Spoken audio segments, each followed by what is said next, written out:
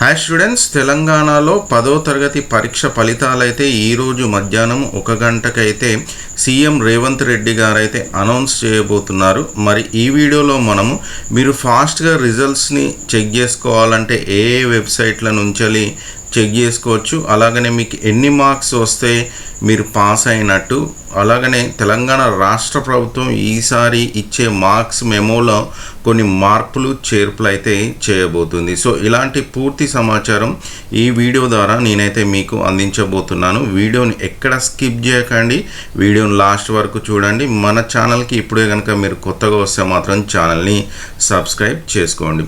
అయితే మీకు కనుక మార్క్స్ వెంటనే రావాలి అని అనుకుంటే సీఎం రేవంత్ రెడ్డి గారు అనౌన్స్ చేసిన తర్వాత మీరు కంపల్సరీ మీ యొక్క rule number, hall ticket number ద్వారానే మీ మార్క్స్ అయితే పొందొచ్చు.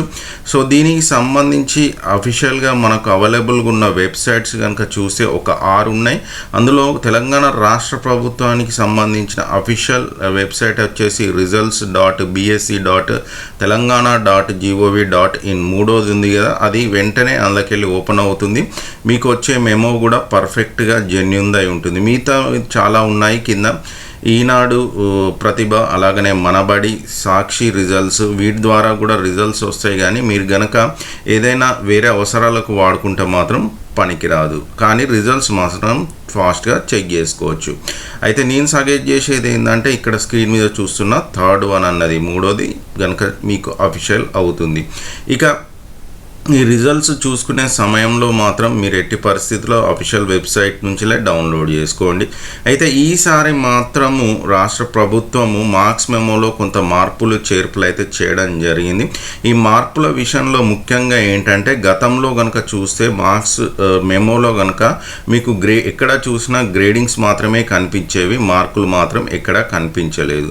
కానీ ఈసారి మాత్రము ఇవ్వబోయే రిజల్ట్స్లో మార్క్స్ ఇండివిజువల్గా ప్రతి సబ్జెక్ట్కి కలిపి మార్క్స్తో పాటు గ్రేడింగ్స్ కూడా ఇవ్వబోతున్నారు. గతంలో పాస్ ఫెయిల్ అయినట్టు ఎక్కడ మార్క్స్ మెమోలో రాయలేదు, ఈసారి మాత్రం పాస్ ఫెయిల్ అయినట్టు కూడా రాయడం జరుగుతుంది. అంటే గతంతో పోల్చుకుంటే ఈసారి ప్రతి సబ్జెక్ట్కి మార్క్స్తో పాటు గ్రేడింగ్ ఇవ్వడం జరుగుతుంది. అది ముఖ్యమైన మార్పుగా చూడొచ్చు మీరు. నెక్స్ట్ వచ్చేసి మరి ఈ యొక్క మార్క్స్ గ్రేడింగ్ పద్ధతి ఎలా ఉంటుంది అన్న విషయానికి వస్తే, ఎవరికైతే 91 నుంచి 100 మార్కుల మధ్యలో వస్తే వాళ్ళకి A1 గ్రేడ్గా, నెక్స్ట్ వచ్చేసి 81 నుంచి 90 మార్కుల మధ్యలో వస్తే A2 గ్రేడ్గా, 71 నుంచి 80 మధ్యలో వస్తే B1 గ్రేడ్గా, అలాగనే 61 నుంచి 70ల మధ్యలో వస్తే B2 గ్రేడ్గా, 51 నుంచి 60లో వస్తే C1గా, 41 నుంచి 50లో వస్తే C2గా, 35 నుంచి 40 మధ్యలో వస్తే D గ్రేడ్గా ఇవ్వడం జరుగుతుంది మీ యొక్క మార్క్స్ మెమోలో. అయితే మరి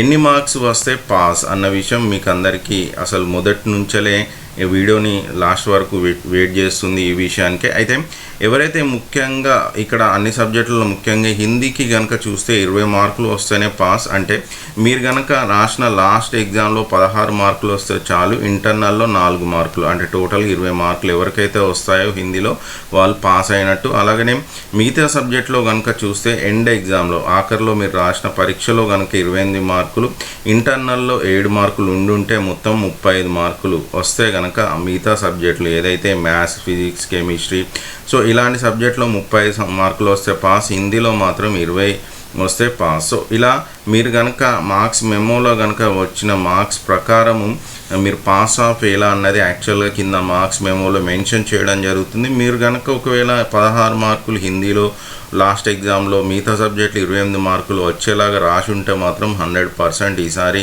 మీరు పాస్ అయిపోయినట్టే. సో ఇదండి మరి తెలంగాణ రాష్ట్ర ప్రభుత్వంలో 10th క్లాస్ రిజల్ట్స్కి సంబంధించిన పూర్తి సమాచారం. వీడియో నచ్చితే మాత్రం కంపల్సరీ లైక్ చేయండి, ఛానల్ని సబ్స్క్రైబ్ చేసుకోవడం మర్చిపోవద్దు. వీలుంటే ఈ వీడియోని మీ ఫ్రెండ్స్కి, స్టూడెంట్స్ అండ్ మీ రిలేటివ్స్ అందరికీ షేర్ చేయండి. Thanks for watching video.